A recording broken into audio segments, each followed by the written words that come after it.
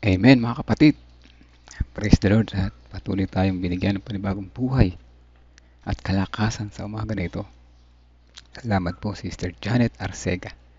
God will make a way na po ano pa man yung problema dumarating sa ating buhay. Ano man yan, may masusolusyonan ng ating Panginoon. Tutulungan niya tayo basta tayo ay magtiwala lamang sa Kanya. Habang hinihintay natin sa pagbubukas ng bintana si Pastor, batiin natin yung mga nariyan sa ating comment section. Ate Revi, good morning po sa inyo. Happy Preparation Day. Ate Janice, good morning din po. Daddy Poge, good morning din sa inyo dyan.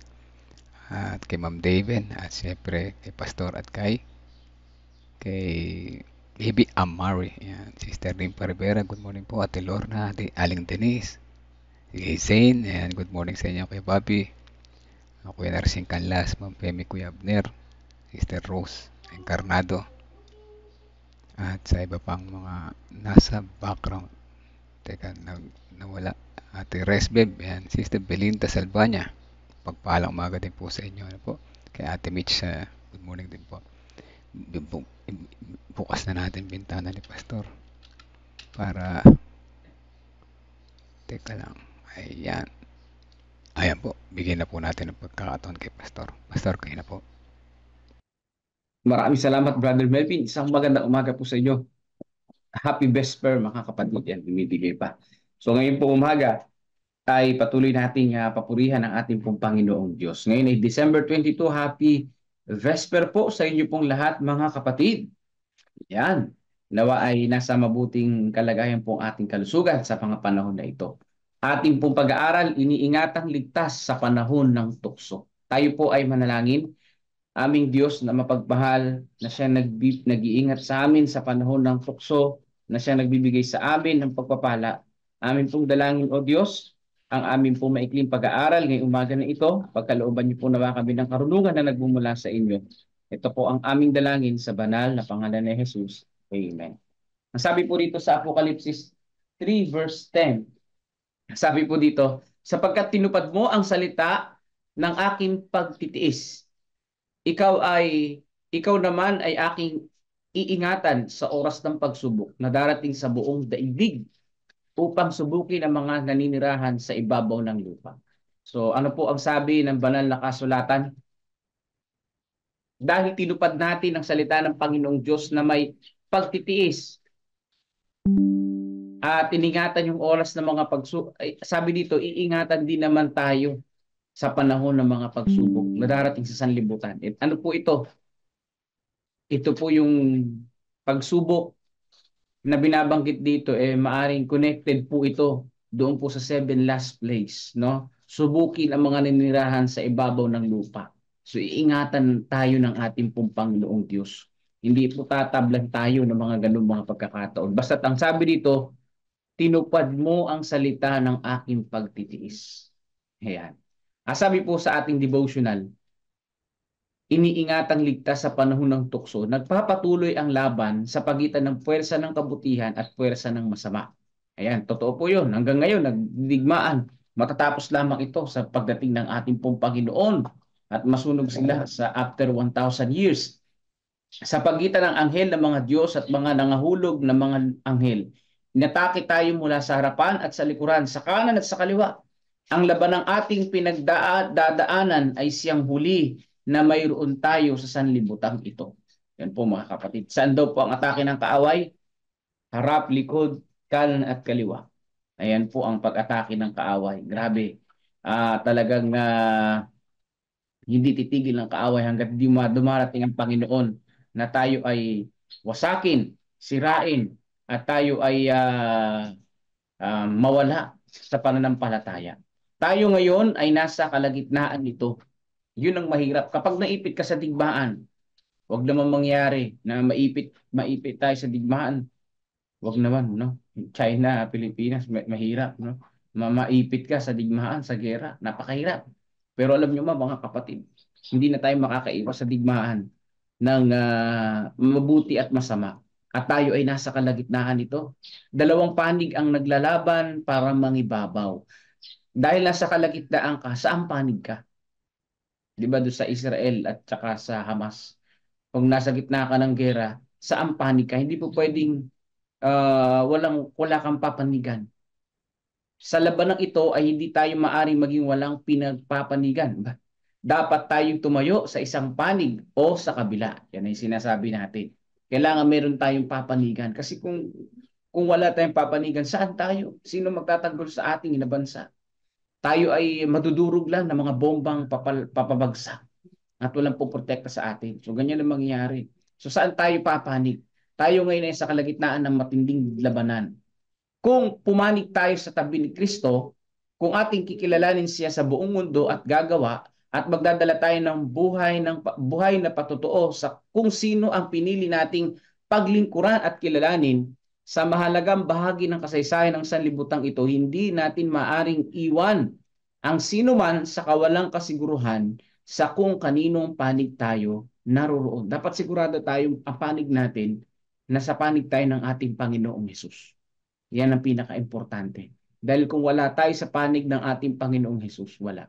Saan tayo papanig, mga kapatid? Di ba? O, saan panig tayo? Nawa nasa panig tayo ng ating tagapagligtas.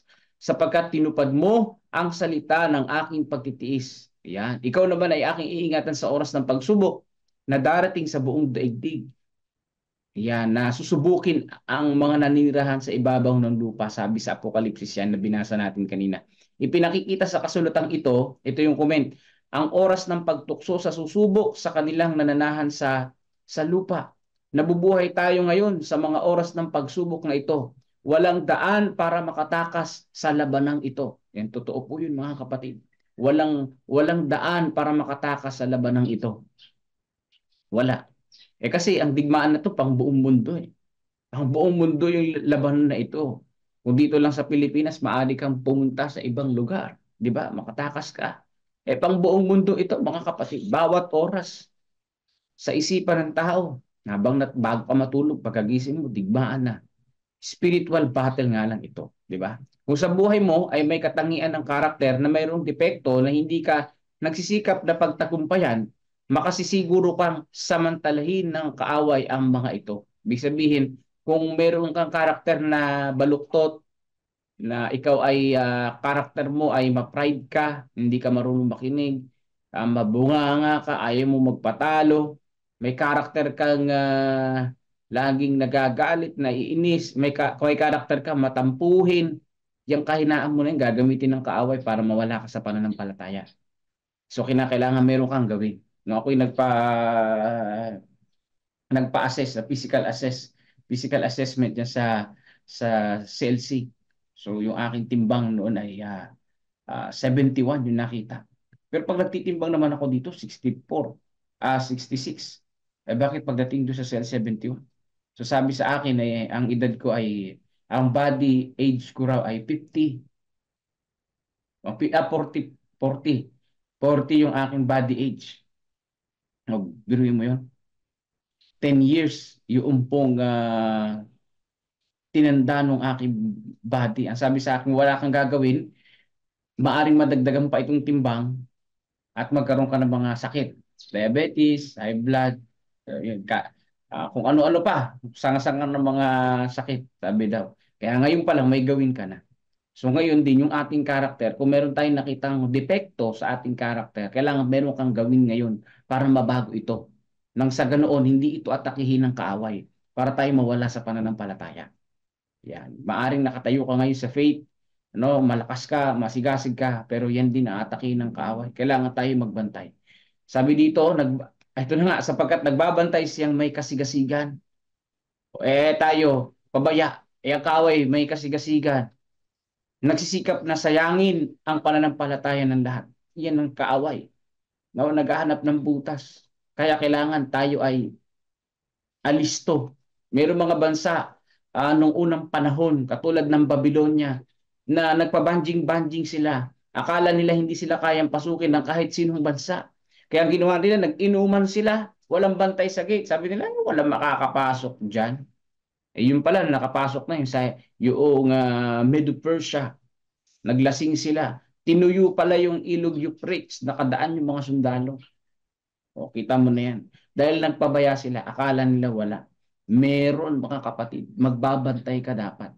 Para magtamo ng tagumpay laban sa lahat ng pag-atake ng kaaway, anong dapat gawin? Panghawakan ang kapangyarihang wala at higit sa sarili natin. Yan. Dapat nating panatilihin ng patuloy at buhay na ugnayan kay Kristo na may kapangyarihang magbigay ng tagumpay sa bawat kaluluwang magpapanatili ng ugali ng pananampalataya at pagpapakumbaba. Napakaganda, ano? Ano po ang dapat natin gawin para hindi tayo maatake ng kaaway? Dapat manatiling nakaugnay sa Panginoon. Yan. Na nagbibigay sa atin ng pagtatagumpay sa sarili nating ugali. Yan, nagbibigay ng pananampalataya at nagbibigay ng pagpapakumbaba sa ating mga puso't isipan. Ang napakahirap talaga sa ating pagpapakumbaba. Bakit? Iniisip natin tayo ay magaling, tayo ay matalino. Iniisip natin sa ibang tao, sino ka ba? Ngayon lang kita nakita. Sino ka ba para yung desisyon ko ay baliin mo? Ako, ganito ako, ganyan ako. Pero kinakailangan mo magpakumbaba.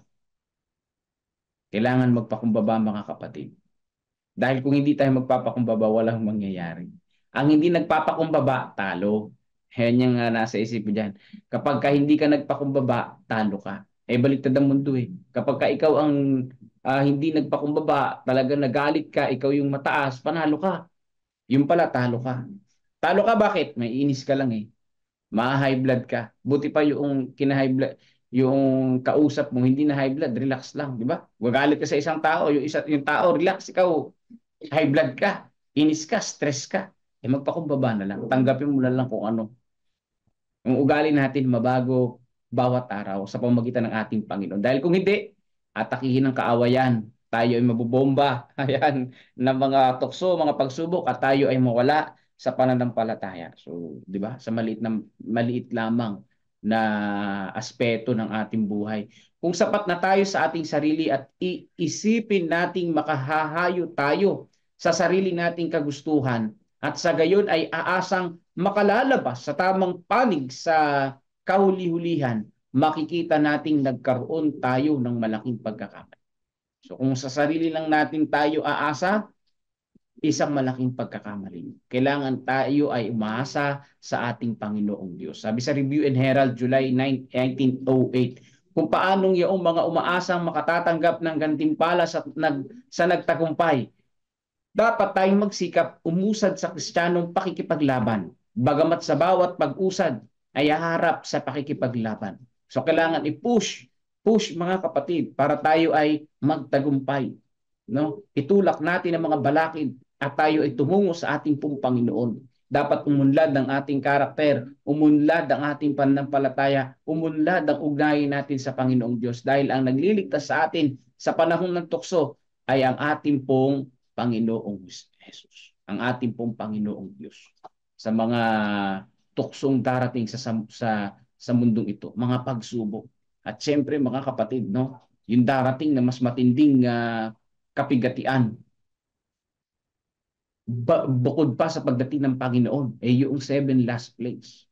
Kaya yung mga pagsubok na yan, eh talagang ano-ano lang yan eh. Pero yung galing sa Panginoong Diyos na 7 last plagues, ang mapoprotektahan ng Panginoon ay yung mga nanampalataya. Yung mga nanampalataya. Sa panahon na maraming mga tukso ngayon, ano ang kinakailangan natin mga kapatid? Maraming panlilibak ng kaaway, ano ang kailangan natin gawin? Sumunod sa Panginoong Diyos. Manampalataya sa Kanya. Tuparin ang salita niya. Ang pagtupad sa salita ng Panginoong Diyos, kasama dyan yung pananampalataya. Kasama dyan yung pagsunod sa Kanyang moral na utos, ng stewardship of the body. Kasama dyan lahat mga kapatid. Kasi salita ng Panginoong Diyos eh. Hindi lang dyan sinabi yung 10 utos, kundi salita ng Panginoong Diyos. Kahit yung pangangaral mga kapatid, ay kasama din dyan. Ayan, kasama din dyan yung pangangaral. Kaya nga, pagsapit po ng February, meron tayong pangangaral agad sa buong CLC, 11 to 17. Ayan, ang binyagan dyan sa PICC. Yan po mga kapatid ko. No? Ngayon pala, magplano na tayo. Sino yung ating dadalhin para makinig ng salita ng Panginoong Diyos gabi-gabi sa ating pong malawakang evangelism. Kasi kasama rin yan sa tinutupad sa salita ng Panginoong Diyos na may pagtitiis. May pagtitiis talaga napakahirap pangaral. No? Ang aking misis ay salamat sa Panginoong Diyos. Siya ay pinagpawisan na ngayong umaga dahil kahapon, gabi, At kagabi, pagdating ko sa evangelism, ay nilalagdat siya. So talagang mahirap, no? Mahirap yung gabi-gabing pangangaral. No? Kalusugan talagang maano. Ganun pa man ay salamat sa Panginoon sa pag-iingat at gabay at lakas sa atin. Kaya ang sabi dito, tinutupad mo ang salita ng aking pagtitiis. Dahil ang ating Panginoon nagtiis din sa pangangaral, di ba? No, nangaral siya dito sa mundo. Yung po, mga Hudyo, hindi naman nakinig sa kanya. Hindi naman nanampalataya, di ba? Kaya ganun mga kapatid. So lahat yan covered. Covered lahat yan. At sabi ng Panginoon, anong pangako niya? Iingatan din tayo sa lahat ng mga pagsubok, sa lahat ng mga pagsubok sa sanlibutan na ito na darating. Kaya ito ang panghawakan natin. Manalig at manampalataya tayo sa ating Panginoon. So ngayon po ay tayo ay mananalangin. Papangunahan tayo ni Brother Melvin Villasano. Inyo pong itype ang inyong mga prayer request dyan. Ano, pakisama sa panalangin pa rin ng aking nanay na pa rin yung kanyang kamay. Hindi ko alam pa paano paliitin nyo. Tinala siya na sa doktor. Ay naman niya inumin yung gamot na kasi nung inom niya yung gamot, tumaas naman yung BP niya. So yun, isama natin sa panalangin at yung aking tatay, ang nakakatitir ngayon dahil yun nga, sumakit na naman yung kanyang ano. So yun, ay napipinto na siya ay maoperahan din. So sama natin sa panalangin mga kapatid. So salamat po sa inyong pakikinig. Pakinggan natin ang awit papuri sa Panginoong Diyos at sama rin sa panalangin yung mga mabibinyagan ngayong Sabado. Ayan. Nawa ang Panginoon ang siyang gumabay sa mga mababautismuhan at sila'y lalakad katulad sa paglakad ng ating Panginoon. So pakinggan natin ang awit papuri sa ating pong Panginoong Diyos at happy vesper po sa inyo pong lahat mga kapatid.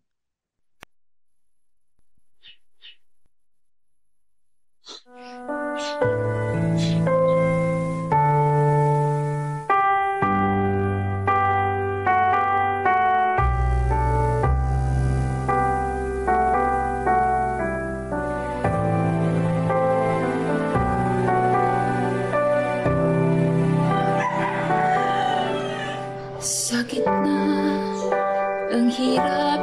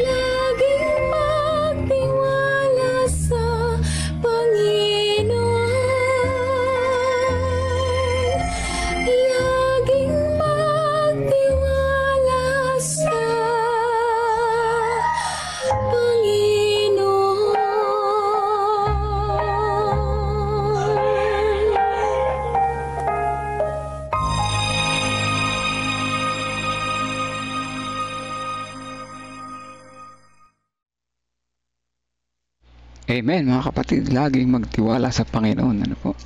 Yan ang susi para tayo ay hindi magapi na mga tukso, na umuulan ng mga tukso dito sa atin, mga pagsubok. Ingatan tayo ligtas sa panahon ng tukso. Ano po? Basta tayo magtiwala lamang sa Kanya. Tama nga naman, ano sabi doon sa pinaka-last slide, na si Jesus narito sa lupa ay nagtagumpay. So kanino tayo dapat magtiwala? Doon sa nagumpay na, syempre, di ba? Doon sa nagumpay na, dahil siguradong alam niya ang tamang daan na kanyang nilakaran. At doon tayo sa kanya titingin para gabay niya sa atin kung saan siya dumaan at hindi tayo maligaw. Ayan po, patunay na ngayong umaga na ito ay may dapat tayong baguhin. Ayan, may dapat tayong baguhin. Ano? May dapat tayong baguhin. Number 1 yung pagpapakumbaba. Number 1 yan. Kasi talo tayo pag tayo ay nagmamataas. Nagmamataas ka, talo ko talaga. Hala kang kapupunta ang panalo dyan. Feeling mo ikaw yung tama. Ganon. Feeling mo ikaw yung mas mataas ang posisyon kaya kayo tama. Hindi ganon mga kapatid. Ano? Mas mahalaga magpakumbaba sa Panginoon. Magpakumbaba sa lahat ng bagay dito sa lupa. Para nang noon tayo itataas ng Panginoon doon sa langit. Ano po? Dahil pag palagi tayo magmataas, bababa tayo niyan. Doon sa kasama natin si Lucy doon. Pagka puro pagmamataas tayo. Ano? Kaya sama natin sa panalangin yung ating mga prayer request mga kapatid. Tayo sama-sama magdalanginan para tayo ay humingi ng patnubay at gabay sa Panginoon. Let's pray po. Amang banal, makapangyarihan sa lahat, nagpapasalamat po kami unang-una sapagkat kami ay binigyan nyo ng panibagong buhay at kalakasan sa umaga na ito. Salamat sa lesson na aming narinig na kami ay nyo iingatan ligtas sa panahon ng mga tukso. Papakita nyo sa amin ang daan kung saan kayo tumaan upang kami hindi mga maligaw. Salamat sa inyong pagmamahal. Ramdam namin ang inyong pag-aabot ng inyong kamay sa amin upang kami akayin sa kaligtasan. Salamat po sa inyong pag-ibig at sa kabila ng inyong kabutihan na mga kami pa rin ay mga makasalanan. Kaya humihingi po kami ng tawad sa aming mga mapagmataas, pagiging pagkukulang ng tiwala sa inyo at pagdududa sa inyong kakayahan. At kami ay humingi ng tawad sa mga ito at nais namin na ito ay mawala sa aming mga sarili pagkatao, na nais namin mabago ang aming karakter, na patuloy lamang nagtitiwala at nagtatapat sa inyo. Maraming salamat sa mga gabay sa bawat araw. Pagpapatuloy, nais namin isama sa panalangin ang pasalamat ni Pastor Nelvin na gumanda na ang pakiramdam ni Ma'am Karin at siya pinawisan na. Patuloy na mabigyan sila ng malakas na resistensya sa kanilang araw-araw na nagawain, mabigat na gawain, travel, puyat. At alam namin na ang aming katawang lupa ay talaga namang napapagod din. Kaya humingi kami sa inyo ng karagdagang lakas na nagmumula po sa inyo, physical at spiritual, ganyan din naman sa mental. Amin din sinasama sa panalangin yung pamangkin ng Sister Cindy na siya ay na-confine sa hospital. Inawa siya ng inyong pagpagaling na kamay. Ibigyan siya ng malakas na resistensya upang siya ay patuloy na lumakas, patuloy na gumaling at makalabas na rin sa ospital. Pagkaloob na sa kanilang mga pangailangan sa panahon na ito at makita nila na ang kagalingan na nagmumula sa inyo ay tunay at panatag sila sa kanilang pang-araw-araw na pumuhay. Naway makita nila ang liwanag na nagmumula sa inyo. Tunay na ang Diyos na mapagpagaling at hindi lamang sa pang-pisikal na karamdaman kundi sa pang-spiritual din naman. Patuloy din namin sinasama sa panalangin ng mga mama ni Pastor at sa kanyang father na patuloy na parehas na may sakit. Alam namin na ipagkakalob niyo po sa kanila ang kagalingan na kanilang hinihingi. Kaya sila ay hipuin niyo po ng mapagpagaling na kamay, ipagkaloob ang mga husay na mga gamot sa kanila at mabuting pakiramdam sa bawat araw ang aming dalangin para po sa kanila. Amin din sinasama sa panalangin sa Ate Respeb na sa kanyang pagsubok na pinagdadaanan sa buhay ay patuloy niyo po siyang patatagin sa kanyang pananampalataya at naway huwag siyang matangay ng mga pagsubok na ito, na bagkus magtiwala pa rin po sa inyo. Kaya din si Brother Poy Estrero, patuloy namin sinasama sa kanyang kalusugan na na-aksidente siya sa motor, na po siya ay lumakas na at patuloy na makabalik sa kanyang gawain. Ngayon din ang mga pangaral sa likhab na ginagawa sa ngayon buong isang linggo na ito, pangunguna ni Pastor Sabat. Dalangin namin ang mga mapapabautismo tatanggap sa inyo bilang personal at tagapagligtas. Dalangin din namin ang kapatiran na maalalay sa kanila, na patuloy silang gabayan sa kanilang murang edad sa samahan na ito, at patuloy na maging matatag sa anumang pagsubok na darating sa kanilang buhay. Kasama din namin sa panalangin si Kuya Jerry Bourbon. Samahan po siya na patuloy siya maging malakas, matatag sa kabila ng pagpapahinga ng kanyang mahal sa buhay, at ingatan din ang kanyang kalusugan sa araw-araw.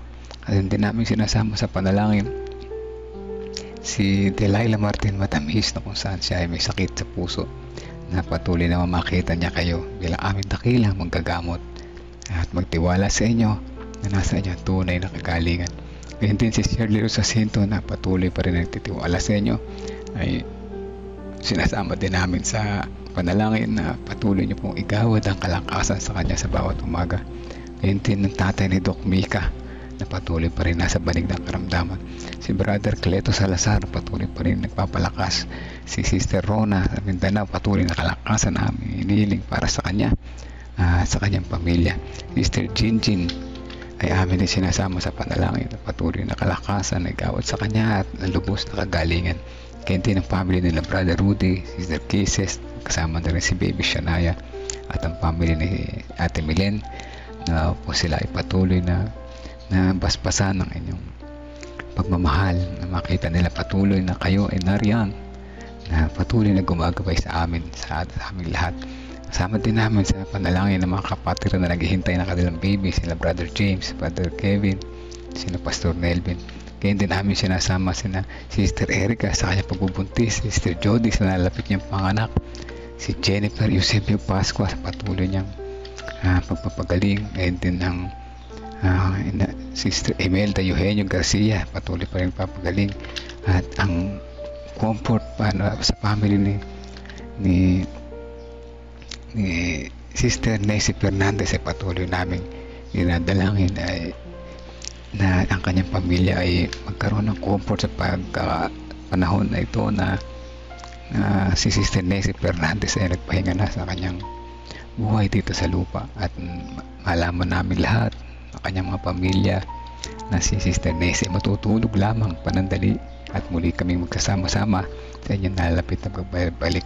Kasama din namin patuloy sa panalangin si Sister Janet de la Cruz, na siya ay nasa ospital pa rin at patuloy na ginagamot ang kanyang mahinang pangatawan.